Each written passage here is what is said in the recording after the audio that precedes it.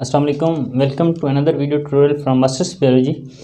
Myself Muhammad Yusuf. Today I am here to discuss 10th lecture from 4th chapter 9th class biology, which is passage of molecule into and out of the cell. मतलब cell के अंदर जो है molecule किस तरह से अंदर आते हैं सेल के और किस तरह से सेल के बाहर जाते हैं। तो डिफरेंट प्रोसेस हमने जो है प्रीवियस लेक्चर के अंदर डिस्कस किए थे कि मॉलिक्यूल जो है डिफ्यूजन के जरिए आ सकते हैं, फैसिलिटेटेड डिफ्यूजन के जरिए आ सकते हैं, या ऑस्मोसिस जो है हमने आज पढ़ना है इसके जरिए आ सकते हैं। और नेक्स्ट लेक्चर के अंदर हम एक्टिव ट्रांसपोर्ट देखेंगे इंशाल्लाह। और जो है ऑस्मोसिस एक्टिव एक्सोसाइटोसिस होता है, एंडोसाइटोसिस होता है। तो ये डिफरेंट प्रोसेस हैं जिसके जरिए मॉलिक्यूल जो है पास आउट होते हैं along concentration gradient, along semi permeable membrane, या अलॉन्ग जो है प्लाज्मा मेम्ब्रेन या सेल मेम्ब्रेन। तो इसको हम नाम देते हैं passage of molecule from inside from into and outside of the cell. मतलब सेल के अंदर और सेल से बाहर जो है किस तरह से मॉलिक्यूल दाखिल हो रहे हैं और जो है निकल रहे हैं। तो नेक्स्ट जो है हमारे पास ऑस्मोसिस है। ऑस्मोसिस फर्स्ट ऑफ ऑल जो है इसकी तारीफ क्या है।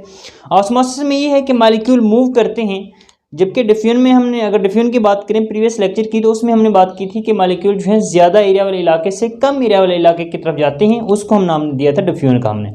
जबकि ऑस्मोसिस के अंदर बिल्कुल ऐसा नहीं है, इसके उलट है। इसमें उलट किस तरह से, एक बात तो ये है कि इसमें हम पानी के मॉलिक्यूल की बात करेंगे, वाटर मॉलिक्यूल होगा वो मतलब मूव करेगा एक जगह से दूसरी जगह, लेकिन वहाँ भी हमने मॉलिक्यूल डिफ्यूजन की में अंदर हमने बात की थी मॉलिक्यूल ज़्यादा से कम की तरफ जाएंगे, लेकिन यहाँ पे ऐसा नहीं है। यहाँ पे मॉलिक्यूल कम से ज़्यादा की तरफ जाएंगे।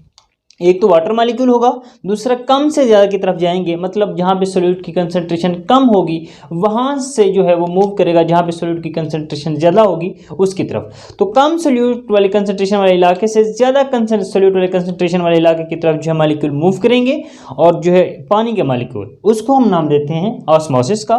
तो ये है ऑस्मोसिस की तरफ। The movement of water molecule along या through a semi permeable membrane, मतलब वो सेमी परमिएबल मेम्ब्रेन में से ही गुजर कर जाएंगे from the solute of less solute from the solution of less solute concentration to the higher solute concentration। मतलब उस सोल्यूशन से जहाँ पे सोल्यूट की कंसंट्रेशन कम है वहाँ से वो मूव करके जाएंगे जहाँ पे सोल्यूट की कंसंट्रेशन ज़्यादा है, इसको हम नाम देते हैं ऑस्मोसिस का।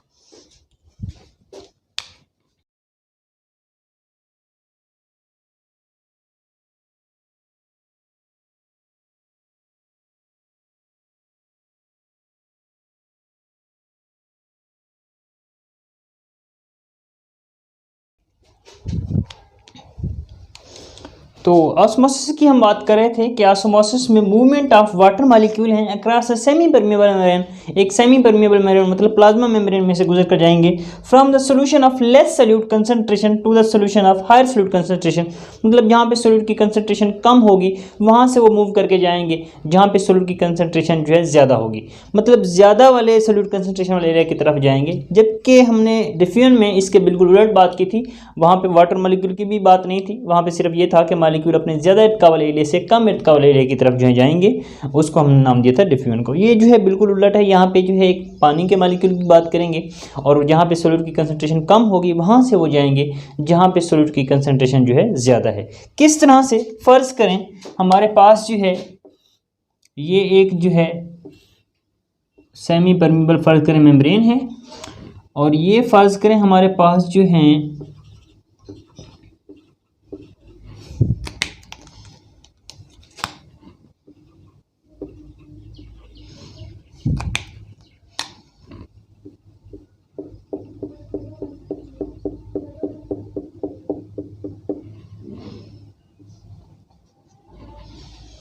अब फ़र्ज़ करें ये हमारे पास जो है एक सेमी परमिएबल मेम्ब्रेन है मिडिल में, और यहाँ पे देखें रेड फ़र्ज़ करें ये सोल्यूट है हमारे पास, और ब्लैक स्पॉट फ़र्ज़ करें हमारे पास जो है वाटर मॉलिक्यूल है।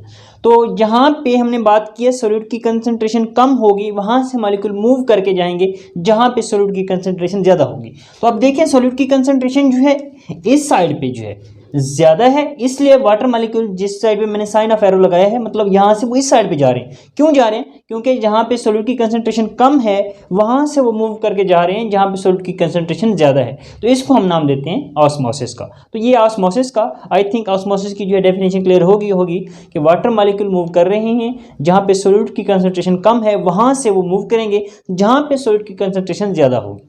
तो इस along a semi permeable membrane, ये बात आपने जो है याद रखनी है। तो इसको हम नाम देते हैं ऑस्मोसिस का।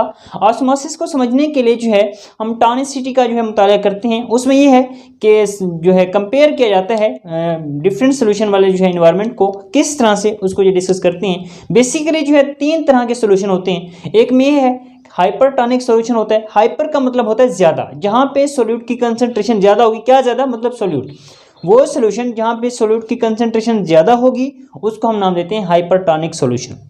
जबकि हाइपो का मतलब होता है कम, जहां पे सोल्यूट की कंसंट्रेशन कम होगी उसको हाइपोटॉनिक सॉल्यूशन का नाम देंगे।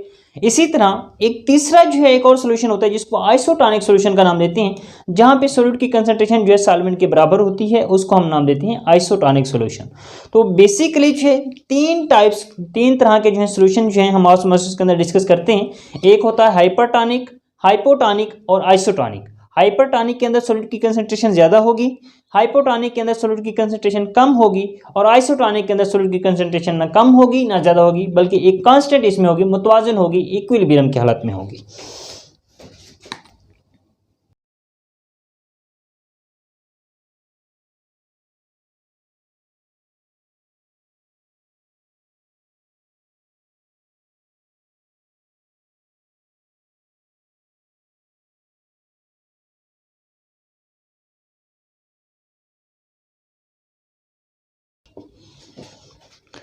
तो ये बेसिकली जो है 3 टाइप्स के जो है हमने सोल्यूशन की बात की है, हाइपरटॉनिक, हाइपोटॉनिक और आइसोटॉनिक। हाइपरटॉनिक सोल्यूशन के अंदर सॉल्यूट की कंसंट्रेशन ज़्यादा होती है, मतलब सेल से ज़्यादा होती है, क्योंकि सोल्यूशन जो है सेल से बाहर है। ये हम जो है अभी एक्सपेरिमेंट करेंगे, इसको जो है मजीद डिटेल से बयान करेंगे। फर्ज करें हमारे पास 3 सोल्यूशन है। अब हाइपरटॉनिक सॉल्यूशन फर्ज करें ये वाला है, ये हाइपरटॉनिक है, मतलब इसका मतलब ये है कि सेल से बाहर जो है सोल्यूट की कंसंट्रेशन ज़्यादा है। हमने ये यहाँ पे बात की है मोर सोल्यूट कंसंट्रेशन। मोर क्यों है, आउटसाइड द सेल, सेल से बाहर जो है, मतलब सोल्यूशन जो है सेल से बाहर वाला है, तो सेल के बाहर जो है सोल्यूट की कंसंट्रेशन ज़्यादा है। हाइपो के मतलब अंदर, मतलब सोल्यूट की कंसंट्रेशन कम है। कहाँ कम है, सोल्यूशन के अंदर, मतलब सेल से बाहर जो है सोल्यूट की कंसंट्रेशन कम है, मतलब सेल के अंदर ज़्यादा है इसमें। और जबकि आइसो के अंदर सेम होती है, जितनी सोल्यूट की कंसंट्रेशन सेल के अंदर होती है उतनी ही सेल के जो है बाहर होती है। तो फर्ज करें पौधे जो है किस तरह से एडजस्टमेंट करते हैं, क्योंकि एक सेल को इक्विलिब्रियम की हालत में जो है रखना होता है अपनी जो है बॉडी को, जितना पानी दाखिल होता है उसके मुताबिक जो है उसने एडजस्ट करना होता है। तो किस तरह से एडजस्ट करते हैं, वाटर बैलेंस जो है किस तरह से कर रहे होते हैं। अगर वाटर बैलेंस की बात करें, फर्ज करें एक एनिमल सेल है, एनिमल सेल का रेड ब्लड सेल है, मतलब खून का जो है सुर्ख खुलिया जो है रेड ब्लड सेल जो है, उसको अगर एक इन्वायरमेंट के अंदर रखा जाए, ये आइसोटॉनिक इन्वायरमेंट है, ये हाइपोटॉनिक सोल्यूशन है, और ये हाइपरटॉनिक सोल्यूशन है। मतलब एक इन्वायरमेंट या एक सोल्यूशन के अंदर अगर रखें, अब ये एक सेल है जिसको आइसोटॉनिक सोल्यूशन के अंदर रखा गया, ये एक सेल है जिसको हाइपरटॉनिक सॉल्यूशन के अंदर रखा गया है, और ये एक सेल है जिसको हाइपरटॉनिक सॉल्यूशन के अंदर रखा गया है। तो हाइपरटॉनिक के अंदर जो सोल्यूट की कंसंट्रेशन थी बाहर, मतलब यहां पे ये मोर थी सोल्यूट कंसंट्रेशन, और यहां पे जो है कम थी सेल के अंदर, और यहां पे जो सोल्यूट की कंसंट्रेशन है वो लेस होती है, और यहां पे जो सोल्यूट की कंसंट्रेशन है वो सेम होती है। तो ये थोड़ा सा जो है डिफरेंशिएट था इन सेल्स के अंदर। अब यहाँ पे देखें सोल्यूट की कंसंट्रेशन जो है मोर है, ज़्यादा है, मतलब कहाँ पे ज़्यादा है, सेल से बाहर। जो सोल्यूट की कंसंट्रेशन जब सेल से बाहर है, तो पानी जब इस सेल को इस सॉल्यूशन के अंदर रखा जाएगा, सोल्यूट की कंसंट्रेशन बाहर ज़्यादा है, तो क्या होगा, पानी जो है सेल से निकल जाएगा, मतलब बाहर आ जाएगा, जहाँ पे सोल्यूट की कंसंट्रेशन क्या थी, कम थी। तो कम ज़्यादा थी, सॉरी ज़्यादा थी, क्योंकि हमने यही बात की है कि कम से ज़्यादा की तरफ जाएंगे, तो ज़्यादा कहाँ पे है, बाहर है, तो कम से ज़्यादा की तरफ जाएंगे। तो इसके अंदर जब एक एनिमल सेल को किसके अंदर रखा जाता है, हाइपरटॉनिक सॉल्यूशन के अंदर रखा जाता है, तो हमने बात भी यही की है कि पानी जो है वहाँ से मूव करेगा जहाँ पे सोल्यूट की कंसंट्रेशन कम है, उस तरफ जाएगा जहाँ पे सोल्यूट की कंसंट्रेशन ज़्यादा है। तो ज़्यादा सोल्यूट वाली कंसंट्रेशन की तरफ पानी जा रहा है, तो ज़्यादा कहाँ है, बाहर ज़्यादा है, मोर है सोल्यूट कंसंट्रेशन बाहर, तो इसलिए पानी जो है सेल से बाहर निकल जाएगा, और इस सूरत में रिजल्ट क्या होगा, सेल जो है श्रिंक हो जाएगा। As a result in hypertonic solution cell shrink, और सेल जब सूखा जाता है तो उसकी कंडीशन कुछ यूं हो जाती है। ये है तब सिचुएशन जब एक सेल को हाइपरटॉनिक सोल्यूशन के अंदर रखा जाता है। But in case of hypotonic solution, जब एक सेल को हाइपोटॉनिक सोल्यूशन के अंदर रखा जाता है, हाइपोटॉनिक में ये है कि सोल्यूट की कंसंट्रेशन जो है बाहर कम है, अंदर जो है वो ज़्यादा है। तो क्या होगा, पानी के मॉलिक्यूल कम से ज़्यादा की तरफ जाएंगे। तो ऐसी सूरत में पानी जो है सेल के अंदर दाखिल हो जाता है। तो पानी सेल के अंदर दाखिल हो जाता है। जब पानी सेल के अंदर दाखिल होता है तो सेल जो है as a result cell become turgid, cell जो है फूल जाता है, सेल जो है तन जाता है। तो उस सूरत में क्या होता है, एक मखसूस रेंज तक तो वो फूल जाता है, लेकिन जब मजीद पानी सेल के अंदर दाखिल होगा, क्योंकि पानी ने दाखिल होना है, कहाँ जाना है, जहाँ पे सॉल्यूट की कंसंट्रेशन ज़्यादा होगी, कम से ज़्यादा की तरफ, तो लेस है बाहर, तो इसलिए पानी के मॉलिक्यूल सेल के अंदर जाएंगे और ऐसी सूरत में सेल जो है फाइनली एज ए रिजल्ट जो है सेल ब्रस्ट कर जाता है, सेल जो है फट जाता है। But in case of isotonic solution, isotonic solution में जो है सॉल्यूट की कंसंट्रेशन जो है बराबर है, जितनी सेल के अंदर है उतनी ही सेल के बाहर है। ऐसी सूरत में जितना पानी सेल के अंदर दाखिल होता है उतना ही पानी सेल को जो है लीव कर देता है। तो जिस आइसोटोनिक अगर सॉल्यूशन, आइसो का मतलब होता है सेम, मतलब सेम जो है, हाइपो का मतलब होता है कम, कम कहाँ होगा, बाहर जो है, हाइपर मतलब क्योंकि सॉल्यूशन की बात हो रही है तो सॉल्यूशन बाहर है ना सेल से, इसलिए हाइपर का मतलब होता है ज्यादा, जहां पे सॉल्यूट की कंसंट्रेशन ज्यादा होगी, हाइपो कम, जहां पे सॉल्यूट की कंसंट्रेशन कम होगी, आइसो सेम, आइसो का मतलब होता है सेम, जहां पे सॉल्यूट की कंसंट्रेशन सेम होगी। तो उस सूरत में जब एक सेल को, एनिमल सेल को, रेड ब्लड सेल को एक आइसोटोनिक सॉल्यूशन के अंदर रखा जाता है, तो उस सूरत में जितना पानी सेल के अंदर दाखिल होता है उतना पानी सेल को लीव कर देता है, सेल को छोड़ देता है। ऐसी सूरत में जो है सेल की जो शेप है वो कांस्टेंट रहती है। तो ये थोड़ी सी चेंजमेंट थी। सेल जो है वाटर बैलेंस किस तरह से करते हैं हाइपरटोनिक सॉल्यूशन के अंदर, हाइपोटोनिक सॉल्यूशन के अंदर और आइसोटोनिक सॉल्यूशन के अंदर। इसी तरह ये अगर पौधे के सेल की बात करें, पौधे के सेल में भी यही केस है, उनको भी तीनों सॉल्यूशन के अंदर हम रखेंगे, हाइपोटोनिक सॉल्यूशन के अंदर, हाइपरटोनिक सॉल्यूशन के अंदर और आइसोटोनिक सॉल्यूशन के अंदर। आइसोटोनिक सॉल्यूशन के अंदर जब पौधे के सेल को रखा जाता है, बेसिकली जो है पौधे के सेल को हाइपोटोनिक सॉल्यूशन जो है, हाइपोटोनिक एनवायरनमेंट जो है वो फेस करना पड़ता है। ऐसी सूरत में पौधे का सेल क्या करता है, क्योंकि हाइपोटोनिक सॉल्यूशन है तो इसका मतलब ये होगा कि सॉल्यूट की कंसंट्रेशन जो है किसके अंदर, सॉल्यूशन के अंदर जो है वो कम है, मतलब ये सॉल्यूशन जो है इसके अंदर सॉल्यूट की कंसंट्रेशन जो है वो कम है और सेल के अंदर जो है सॉल्यूट की कंसंट्रेशन ज़्यादा है। तो ऐसी सूरत में क्या होगा, पानी जो है वो सेल के अंदर दाखिल हो जाए पहले जो है, क्योंकि पौधों के सेल में एक और मेम्ब्रेन, ये ब्लैक मैंने यहाँ पे जो है मेंशन की है कि यहाँ पे जो है ये एक और मेम्ब्रेन है जिसको सेल वाल का नाम देते हैं। But in case of animal cell, cell wall is absent, here outer covering is cell membrane, यहाँ पे जो आउटर कवरिंग होती है वो सेल मेम्ब्रेन होती है। तो सेल वाल जो है पौधों के सेल में एक एक्स्ट्रा जो है इजाफी कवरिंग होती है सेल की, but in case of animal cell it is absent, animal cell के अंदर ये जो है नहीं होती। तो ऐसी सूरत में क्या होता है, जब एक हाइपोटोनिक सॉल्यूशन फेस करना पड़ता है एक पौधे के सेल को, तो उसी सूरत में पानी जो है पहले सेल वाल से अंदर जाता है, सेल के अंदर चला जाता है। उसके बाद ये एक वैक्यूल है जो रेड मैंने ये जो है बड़ा बनाया है, ये एक वैक्यूल है, तो फिर उसके बाद जो है वैक्यूल में चला जाता है। जब पौधे के सेल में पानी जो है हाइपोटोनिक सॉल्यूशन में रखा जाए सेल को, तो पहले पानी जो है सेल के अंदर दाखिल होता है, फिर उसके वैक्यूल के अंदर दाखिल होता है। जब वैक्यूल के अंदर दाखिल होता है तो वैक्यूल जो है फूल जाता है और फोर्स लगाता है आउटसाइड द मेम्ब्रेन, मेम्ब्रेन के ऊपर बाहर की तरफ। तो मेम्ब्रेन के ऊपर साइटोप्लाज्म जो है फिर फोर्स लगाता है मेम्ब्रेन के ऊपर बाहर की तरफ। ऐसी सूरत में क्योंकि बाहर जो है सेल वाल है और मजबूत सेल वाल होती है, वो प्रोटेक्शन प्रोवाइड करती है, सहारा देती है सेल को। तो ऐसी सूरत में, जबकि इधर हमने बात की थी कि सेल जो है ब्रस्ट हो गया था, फट गया था, लेकिन पौधों के सेल में ऐसा नहीं होता, सेल फटता नहीं है। क्यों नहीं फटता, क्योंकि मजबूत जो है सेल वाल होती है। ऐसी सूरत में सेल जो है तन जाता है, टर्जिड हो जाता है, cell become turgid as a result of hypotonic solution. Hypotonic solution के नतीजे में सेल जो है वो फूल जाता है। तो इसमें कुछ ये, इसी तरह जब पौधे के सेल को, अब ऐसी सूरत में जब एक साइटोप्लाज्म जो है बाहर की तरफ फोर्स लगा रहा है, तो इसको हम नाम देते हैं ट्रिगर प्रेशर का। तो ये जो है फोर्स जो है ये ट्रिगर प्रेशर कहलाता है हाइपोटोनिक सॉल्यूशन के अंदर। और ये जो फिनोमेना है, ये जो अमल है, इसको हम नाम देते हैं ट्रिगर का। तो ये था पौधे के सेल के अंदर जब वो रखा गया हाइपोटोनिक सॉल्यूशन के अंदर। जब पौधे के सेल को हाइपरटोनिक सॉल्यूशन, हाइपर का मतलब क्या है, सॉल्यूट की कंसंट्रेशन बाहर ज्यादा है, अब यहाँ पे सॉल्यूट की कंसंट्रेशन ज्यादा है, तो पानी का मॉलिक्यूल कहाँ पे जाएगा, ज्यादा से कम से ज्यादा की तरफ, ज्यादा से कम नहीं, कम से ज्यादा की तरफ, क्योंकि ऑस्मोसिस की हम बात कर रहे हैं। तो कम से ज्यादा की तरफ क्या होगा, मतलब बाहर ज्यादा है, तो पानी का मॉलिक्यूल निकलेगा यहाँ से। पानी जो है पहले वैक्यूल से निकलेगा, उसके बाद जो है सेल से बाहर आ जाएगा। जब पानी वैक्यूल से निकल जाएगा तो वैक्यूल जो है सुकड़ जाएगा, साइटोप्लाज्म जो है सुकड़ जाएगा। एज ए रिजल्ट जो है साइटोप्लाज्म सुकड़ जाता है और जो है सेल जो है श्रिंक हो जाता है, सेल जो है सुकड़ जाता है। जब एक पौधे के सेल को हाइपरटोनिक सॉल्यूशन के अंदर रखा जाए, जब एज ए रिजल्ट जो है सेल सिकुड़ चुका है हाइपरटोनिक सोल्यूशन में रखने से, तो सेल के इस तरह सिकुड़ने को मतलब साइटोप्लाज्म जो है सेल के अंदर ही सिकुड़ जाता है। The shrinking of cytoplasm inside the cell is called plasmolysis. Cytoplasm का सेल के अंदर इस तरह जो सिकुड़ना है इसको हम नाम देते हैं प्लाज्मोलाइसिस का।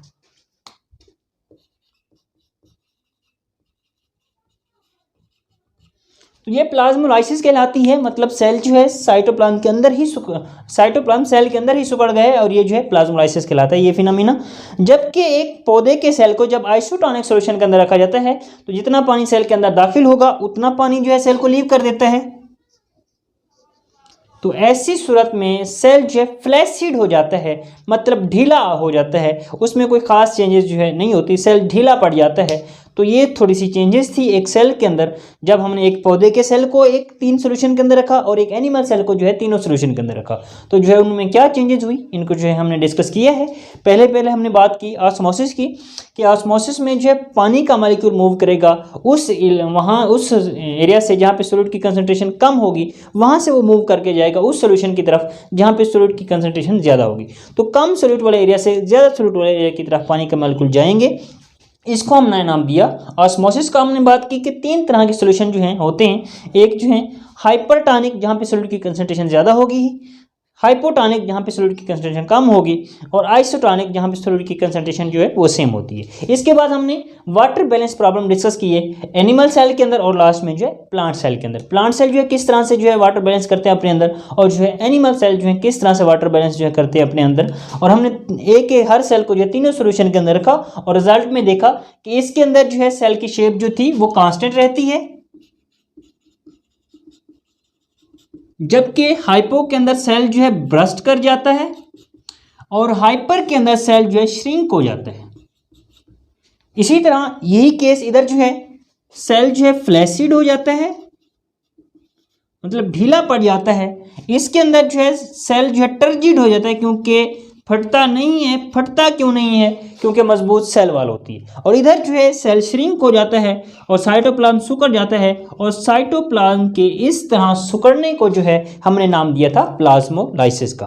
तो ये थोड़ा सा जो है ऑस्मोसिस का वाटर बैलेंस प्रॉब्लम था एनिमल सेल के अंदर और जो है प्लांट सेल के अंदर। नेक्स्ट है इसी के अंदर ऑस्मोसिस का जो है गार्ड सेल के साथ क्या ताल्लुक है। गार्ड सेल क्या होते हैं? स्टोमेटा जो है पत्ते की अगर एपिडर्मिस की बात की जाए तो उसके अंदर जो है छोटे छोटे सुराख होते हैं जिनके जरिए गैसों का जो है तबादला होता है माहौल और जो है पत्ते के दरमियान, यानी पौधे और माहौल के दरमियान। उनको नाम देते हैं स्टोमेटा का। तो स्टोमेटा जो है जो सुराख हैं उनके गिर्द जो है लोबिया की तरह के जो है फली, यूँ समझ लें कि एक फली की तरह के जो हैं 2 सेल्स होते हैं जिनको गार्ड सेल का नाम देते हैं। और गार्ड सेल जो हैं उनका काम ये है कि स्टोमेटा का जो सुराख है उसको बंद करना और खोलना। अब किस तरह से? यही ऑस्मोसिस का वही तरीका ही होगा, मतलब जहाँ पे सॉल्यूट की कंसंट्रेशन कम होगी वहाँ से वाटर मॉलिक्यूल मूव करके जाएगा जहाँ पे सॉल्यूट की कंसंट्रेशन ज़्यादा होगी, क्योंकि हमने ऑस्मोसिस के अंदर यही बात की है। तो ऑस्मोसिस का गार्ड सेल के साथ क्या ताल्लुक है इसको ज़रा डिस्कस करते हैं।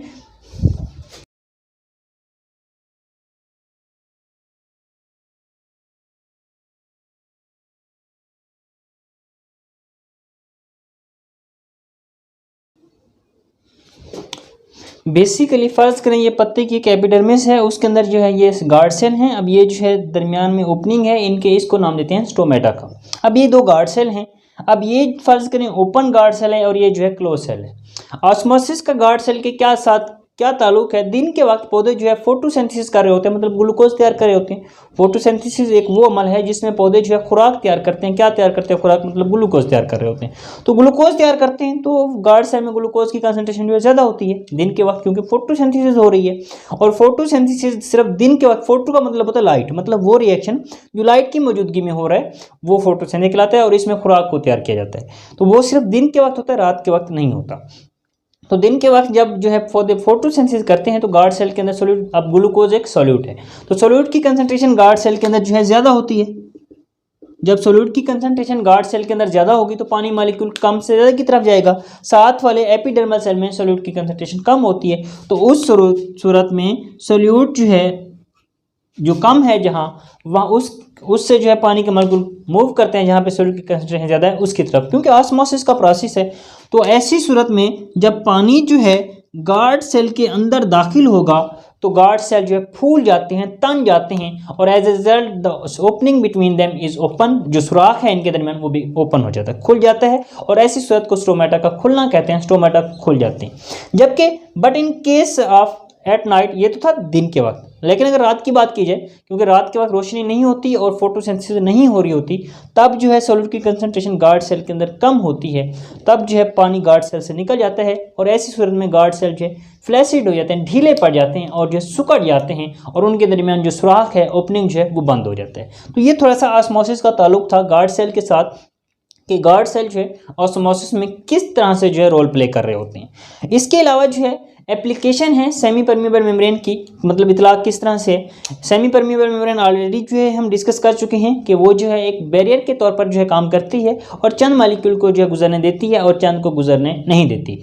इसके अलावा जो है आर्टिफिशियली सेंथिसाइज जो है सेमी परमिएबल मेम्ब्रेन बनाई जाती हैं, उसमें यह है कि बैक्टीरिया को वायरस से अलग करने के लिए, क्योंकि हमने ऑलरेडी बात की हुई है कि बैरियर के तौर पर काम कर रही है, तो उसमें जो है एक बैरियर के तौर पर किस तरह से काम कर रही है, मतलब बैक्टीरिया को जो है रोक लेती है और वायरस जो है उसमें से गुजर जाते हैं, क्योंकि बैक्टीरिया का साइज जो है वो बड़ा होता है वायरस से, तो इसलिए बैक्टीरिया जो है वो रुक जाते हैं सेल मेम्ब्रेन के अंदर, मतलब उनको बैरियर के तौर पर, रुकावट के तौर पर रोक लेती है, और वायरस जो है गुजर जाते हैं। इस तरह artificially synthesise semi permeable membrane मसनूई तरीका से तैयार की गई जो है सेमी परमिएबल मेम्ब्रेन बनाई जाती है, जिसमें जो है सब्सटेंस को सेपरेट किया जाता है, अलग किया जाता है, जिस तरह हमने बात की है वायरस को बैक्टीरिया से अलग करने के लिए। इस तरह मेम्ब्रेन बेस्ड फिल्ट्रेशन सिस्टम भी इस्तेमाल किए जाते हैं, जिसमें पानी को जो है उसके साल्ट्स को जो है पानी से अलग किया जाता है। तो ये था थोड़ा सा एप्लीकेशन कि सेल मेम्ब्रेन की जो है एप्लीकेशन क्या है। एक हमने बात की artificially synthesise semi permeable membrane, और दूसरी हमने बात की मेम्ब्रेन बेस्ड सिस्टम। तो मेम्ब्रेन बेस्ड जो है सिस्टम वो फिल्ट्रेशन प्लांट्स के अंदर लगाए जाते हैं, उनमें पानी को जो है मिनरल से अलग किया जाता है, मिनरल्स को अलग कर लिया जाता है पानी से। और इसके अलावा हमने बात की आर्टिफिशियली सेंथिसाइज मेम्ब्रेन, उसमें जो है बैक्टीरिया को जो है वायरस से अलग किया जाता है।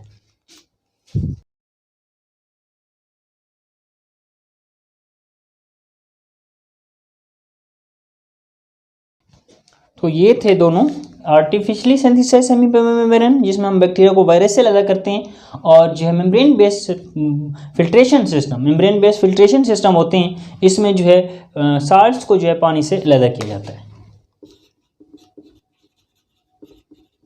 तो मैं जो है रिपीट कर देता हूँ पूरे टॉपिक को। सबसे पहले हमने ऑस्मोसिस की बात की, इसके अलावा वाटर बैलेंस प्रॉब्लम डिस्कस की है एनिमल सेल के अंदर, प्लांट सेल के अंदर। उसके बाद जो है हमने ऑस्मोसिस का गार्ड सेल के साथ ताल्लुक देखा, और लास्ट में हमने एप्लीकेशन देखी मसनूई तरीका से तैयार की गई सेल मेम्ब्रेन की, और वाटर बेस्ड जो है मेम्ब्रेन बेस्ड फिल्ट्रेशन सिस्टम जो है, मेम्ब्रेन बेस्ड जो है फिल्ट्रेशन सिस्टम, पानी के अंदर जो है लगाए जाते हैं पानी को जो है फिल्टर करने के लिए।